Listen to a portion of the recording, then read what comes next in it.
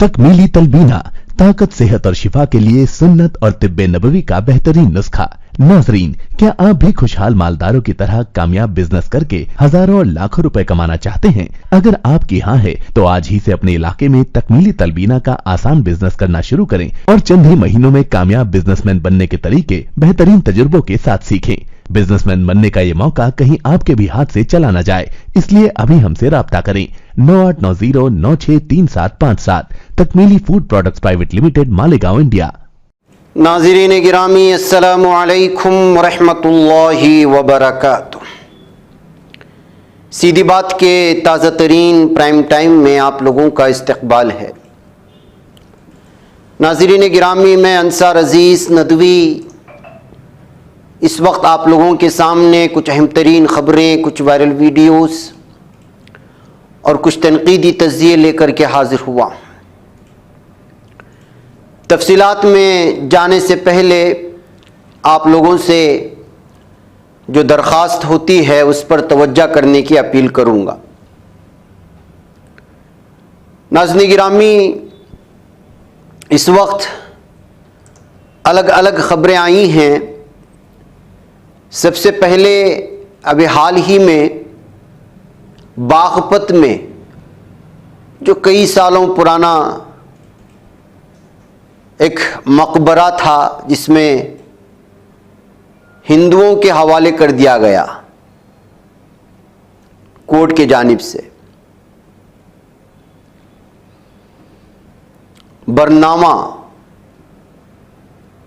ये इलाका था। महाभारत से वाबस्ता कोई ख़ास जगह कहते हुए लक्ष्य ग्रह, इसको लेकर के 3 मुसलमान नौजवानों ने व्हाट्सएप में कुछ मैसेज बनाया तो इन तीनों को गिरफ्तार कर ले जाने की खबरें आ रही हैं। अबरार आसिफ साकिब, सेक्शन 295A और 153A के तहत इन लोगों के खिलाफ अब जो है मामला दर्ज कर लिया गया है। ये तीनों के तीनों बरनावा इलाके के, जहाँ पर ये वाक़े है, लक्ष्य ग्रह जिसको कहा गया, जबकि सूफी टॉम के नाम पर जो है मुसलमानों ने दावा किया था। इनकी गिरफ्तारी को लेकर के, जिसमें उन्होंने बाबरी मस्जिद गई, ज्ञानवापी और वाराणसी पर भी नज़रें हैं, अब जो है ये मकबरा भी ले लिया जा रहा है, ये कहते हुए ही उन्होंने मैसेज किया था, जिसको जो है माहौल में भंग डालने, पुरान माहौल में ख़राब करने का इल्ज़ाम लगाते हुए इनको गिरफ्तार किया गया है। दैनिक जागरण ने भी इस खबर को रिपोर्ट किया है।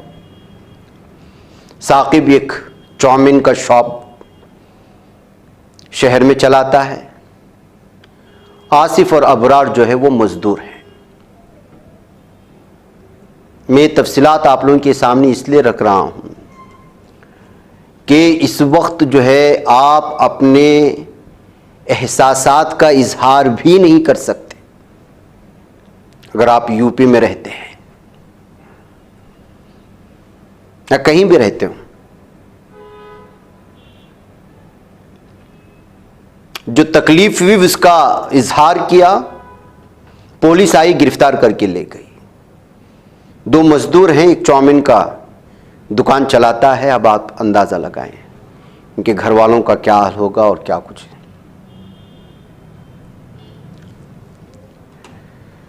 आइए नफरत की एक और वीडियो मैं आपके सामने रखता हूं। ग्रेटर नोएडा के बिलासपुर में एक बिजनेसमैन का उसके बेटे का मर्डर होता है। तो जाहिर सी बात है कि जो मर्डरर है, कातिल है, उसके खिलाफ गुस्सा फूटना चाहिए कि नहीं फूटना चाहिए, नॉर्मल सी बात है।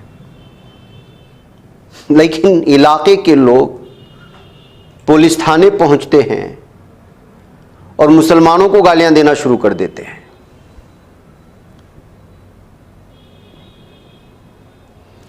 आपको महसूस होगा कि ये जो कॉर्नर में जब नफरत की ये चीज़ें जो मैं आप लोगों के सामने वीडियोस निकाल करके रखता हूँ, ये मैं आप लोगों को ये बताना चाह रहा हूं कि किस कदर नफरत की ऐसी घुट्टी इस वक्त जो है करिया करिया हर मामले में मुसलमानों को घुसेड़ना है।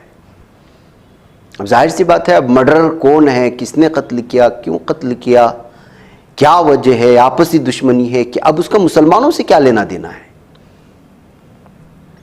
इस खातून की बातों को आप सुनिएंगे तो आप अंदाजा लगा सकते हैं कि पुलिस पर कार्रवाई का दबाव बनाने के लिए मुसलमानों से कह रहे कि हम सुबह से शाम तक उसका शोहर जो है काम करता है और हुकूमत को टैक्स देता है और मुसलमान उस टैक्स पे बैठ के खा रहे हैं। मामला है कत्ल का, और ये क्या बकवास कर रही है आप देख लीजिएगा, आप खुद अंदाजा लगा लीजिए। सुनाइए। वोट डाला है किसी हमने, ठीक है, मोदी को वोट क्यों देना है, बनिए है या देना मोदी को वोट, मोदी को वोट क्यों दे रहे हैं। अब भी चुनाव आएगा, हम मोदी को वोट देंगे, क्या दें हम, किस लिए दें, एक बालक हमारा क्यों बनिए के बालक है, क्यों पिस रहे हैं, बाकी और कोई क्यों ना, क्या राज में हम सुरक्षित है, कौन सी योगी राज में हम सुरक्षित है। गलती क्या थी उसकी, एक मिनट, बनियों का तो वोट देना, बनियों के ना कोई फायदा नहीं है, फायदा तो 3-4 मिनट है।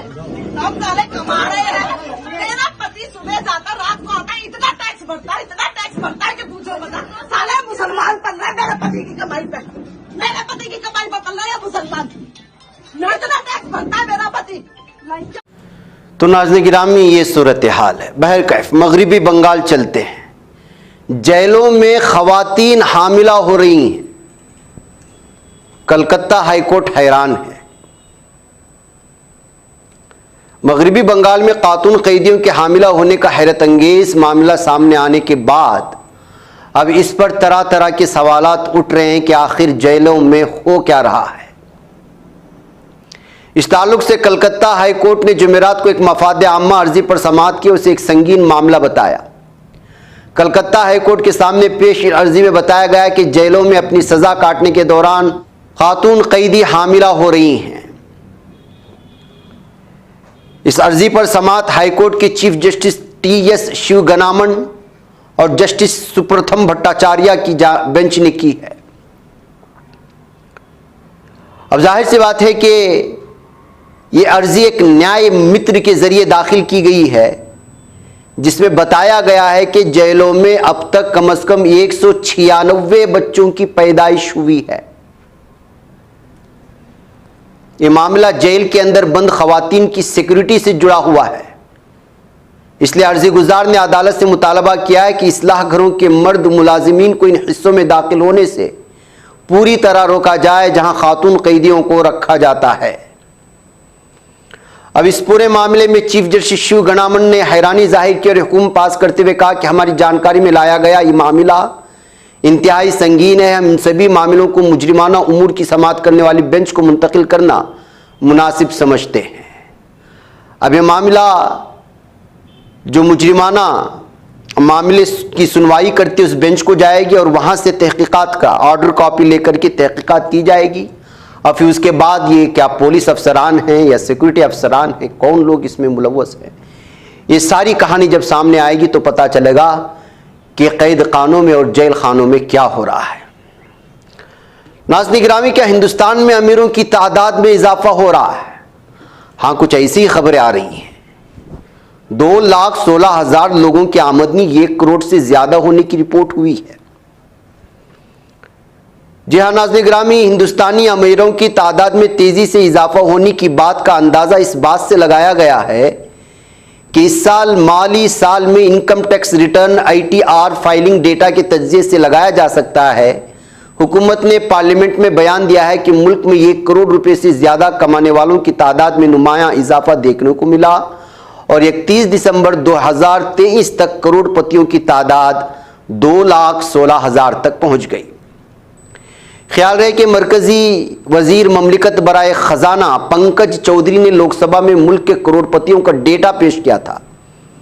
उसके साथ इन टैक्स दहिंदगान का डेटा भी पेश किया गया जिन्होंने रवां माली साल अपने आमदनी को अपडेट किया है।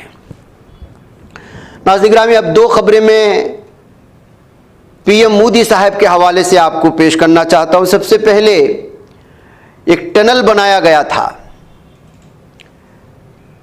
और इस टनल को बनाने के बाद, इस प्रोजेक्ट को ओपन करने के बाद, जिसको प्रगति प्रोजेक्ट कहा गया, किस तरह से तालियां बजीं, बीजेपी हुकूमत अपना किस तरह पीठ थपथपाई और फिर किस तरह लंबे लंबे तबसरे और डिबेट हुए, आप लोग जानते हैं।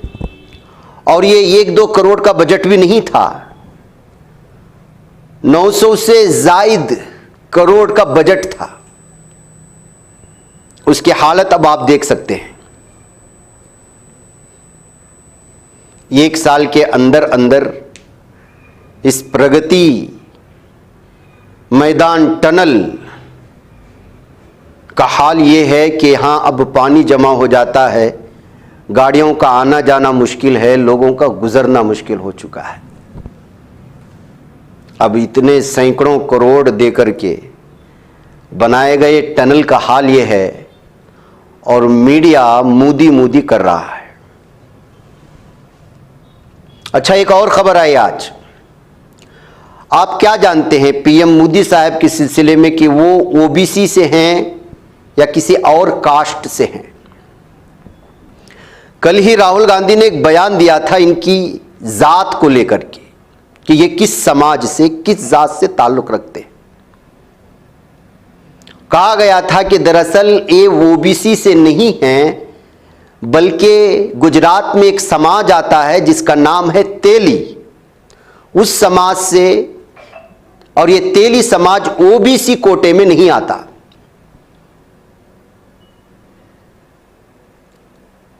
और फिर उसके बाद जो है मोदी के जात पात को लेकर के बहस शुरू हुई और आज प्रहलाद जोशी जो यूनियन मिनिस्टर है, उन्होंने पीएम मोदी साहब के ओबीसी स्टेटस को लेकर के बताया गया कि अक्टूबर 27, 1999 में इनके ओबीसी होने का पता चला, रिकॉग्नाइज किया गया। तो फिर उससे पहले सालों में किस समाज से थे? कहा तो ये जा रहा है, जिस तरह सुर्खी दी गई है, कि बीजेपी ने जो है सच्चाई को शेयर किया है पीएम मोदी के कास्ट के सिलसिले में, और राहुल गांधी के क्लेम को जो है वो रिफ्यूज किया गया है, उसको माना नहीं गया है। लेकिन हकीकत में अक्टूबर 27, 1999 में इनके कास्ट को रिकॉग्नाइज करने की ये डेट बताकर कि वो खुद इस बात को साबित कर रहे हैं कि राहुल गांधी सही है। जाहिर सी बात है, आपने जब कास्ट को ओबीसी में होने की बात को रिकॉग्नाइज जो किया है अक्टूबर 27, 1999 में, तो फिर 98 में क्या थे, 97 में क्या थे, उनकी पैदाइश की डेट से लेकर के 99 तक वो किस समाज से ताल्लुक रखते थे, ये सवाल तो होता है। उसके बाद खुद राहुल गांधी ने इसको शेयर करते हुए लिखा कि मैं गवर्नमेंट और प्रहलाद जोशी का शुक्रिया अदा करता हूं कि मेरे क्लेम को उन्होंने सच करके दिखाया। तो नाज़रीन गिरामी, इससे पता चलता है कि सियासी फायदा उठाने के लिए, पहले तो हम सुनते थे कि कुछ गरीब गुरबा होते थे जो सरकारी फायदा उठाने के लिए कास्ट को इधर उधर करते थे और सरकारी जो राशन कार्ड वगैरह देते हैं उससे सरकारी फवायद उठाने के लिए या गवर्नमेंट नौकरी लेने के लिए इस तरह कास्ट को इधर उधर करते थे। अब यहाँ तो मामला कुछ और ही है।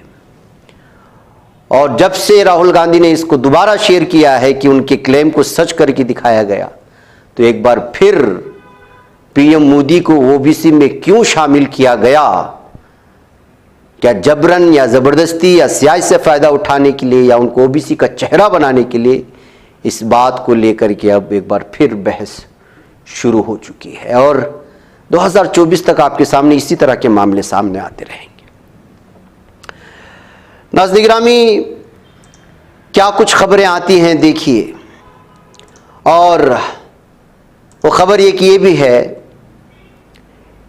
कि आपको मालूम होना चाहिए, कल ही मैंने इस बात का तस्करा किया था, इंडिगो धार्मिक तौर पर किस तरह से वो भजन गाने के लिए इजाज़त दे देता है। इस तरह की इंडिगो, इस तरह के हवाई जहाज़ों से सफ़र करने से गुरेज करना चाहिए इनको फ़ायदा पहुंचाने से, इसलिए कि ये अपनी मखसूस जहनीत का सबूत पेश करते हैं। आज जो है एक बार फिर शादी.com के CEO अनुपम मित्तल ने इंडिगो पर क्रिटिसाइज किया है, उनकी तनकीद किया है और गैर इंसानी सलूक इख्तियार करने का इल्ज़ाम लगाया है। वो दिल्ली से मुंबई जाने की फ्लाइट के सिलसिले में 2 घंटे तक किस तरह से जो है पैसेंजर्स को, मुसाफिरों को तकलीफ दी गई और उनको एक ऐसी जगह पर रहने पर मजबूर किया गया जहां पर एयर कंडीशन सही तौर पर काम नहीं कर रहा था, और भी बहुत सारी चीज़ें उन्होंने लिखते हुए इंडिगो से होने वाली परेशानियों के बारे में बताया है। तो नाज़रीन गिरामी, इंडिगो को लेकर के वैसे भी हर हफ्ते कोई ना कोई शिकायत होती है। अब कल हमने तस्करा किया था, आज ये खबर आ गई है। नाज़रीन गिरामी, क्या मुंबई की लोकल ट्रेन जो हजारों टन की होती है उसको अवाम की जानिब से हिला करके फंसे हुए शख्स को बाहर निकाला जा सकता है? लेकिन ऐसी एक वीडियो आज आई है कि एक शख्स जो है ट्रेन के नीचे फंस गया था वाशी स्टेशन में। तो मुसाफिरों ने उस शख्स को निकालने के लिए अनथक जद्दोजहद कर दी और ट्रेन को झुकाने की कोशिश की गई। अब ये अपने मकसद में कामयाब हुए हैं या नहीं हुए इसकी खबर तो नहीं है, लेकिन मुख्तलिफ तबसरों के साथ ये वीडियो इस वक्त शेयर की जा रही है। नाज़रीन गिरामी, बाबा सिद्दीकी मुंबई के कांग्रेस लीडर, उन्होंने भी कांग्रेस को छोड़ दिया है। जी हां, कल ही उन्होंने ये फैसला लिया था। अब क्या वजूहात थी कांग्रेस को छोड़ने की? इतने साल उसमें रहते हुए और मुख्तलिफ से इलेक्शन भी जीतते रहे हैं। महाराष्ट्र के मिनिस्टर हैं बाबा सिद्दीकी, आप जानते हैं, साबिक मिनिस्टर थे। उनके कांग्रेस को छोड़ने को लेकर के अलग अलग तबसरे किए जा रहे हैं। क्या वो एनसीपी में शामिल होंगे, जो कुछ भी है, लेकिन इस तरह से एक मजबूत कांग्रेस लीडर के मुंबई से कांग्रेस को छोड़ने के तबसरे अलग अलग तरह के इस वक्त पेश किए जा रहे हैं। वैसे भी नाज़रीन गिरामी, कांग्रेस को लेकर के इस वक्त जो सोच बनती जा रही है वो तो आप बेहतर अंदाज में जानते हैं। नाज़रीन, अमेरिका और बरतानिया ने हुदैदा पर 2 फ़िज़ाई हमले किए हैं और उसकी तफसीलात भी इस वक्त सामने आ रही हैं। यमन के ईरानी सरपरस्ती के हामिल हूसियों ने कहा है कि अमेरिका और बरतानिया ने मुल्क के मगरबी शहर हुदैदा पर फिर से 2 फ़िज़ाई हमले किए हैं। अल-मसीरा के मुताबिक अमरीकी और बरतानवी जंगी, अल-मसीरा एक टेलीविज़न चैनल है जो हूसियों का तर्जुमान है, उसके बयान के मुताबिक अमरीकी और बरतानवी जंगी तैयारों ने हुदैदा के इलाके रास अल-ईसा पर 2 फ़िज़ाई हमले किए।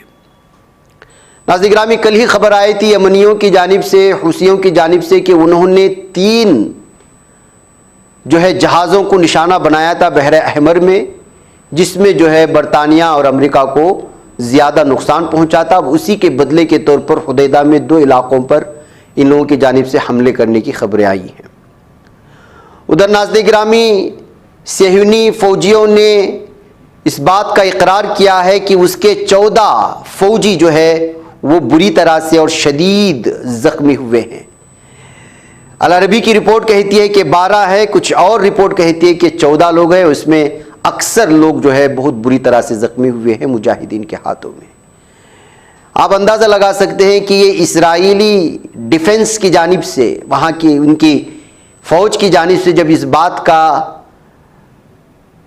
कबूल किया जा रहा है कि ज़ख्मी हुए हैं, तो मतलब ये है कि नुकसान बहुत बड़ा हुआ है। इसलिए कि इनके हिसाब से 12 की तादाद मुजाहिदीन के हिसाब से कई ज़्यादा होती है, क्योंकि मुजाहिदीन जो दावा करते हैं उस दावे के बाद उसकी मुख्तसर तादाद लेकर के ये जो है मीडिया में आ जाते हैं।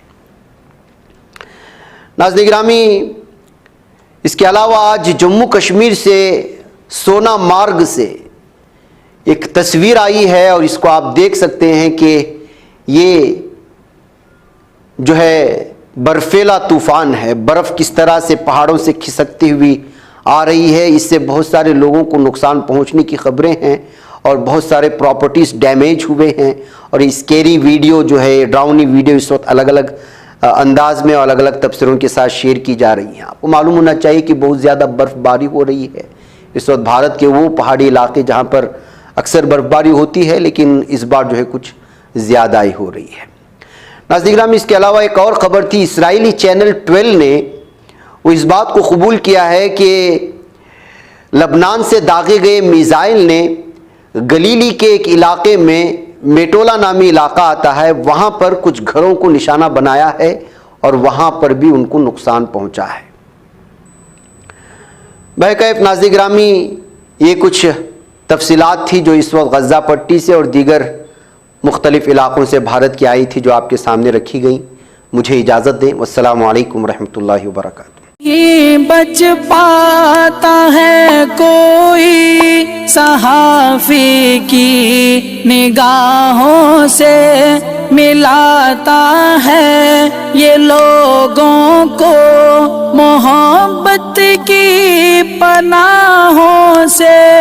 करम और दर्द मंदी का है एक संसार, सीधी बात अज़ीमत जुर्अतो हिम्मत का है इज़हार, सीधी बात अज़ीमत जुर्अतो हिम्मत का है इज़हार, सीधी बात। ये चैनल हक निगर बनकर कुचल देता है फितनों को।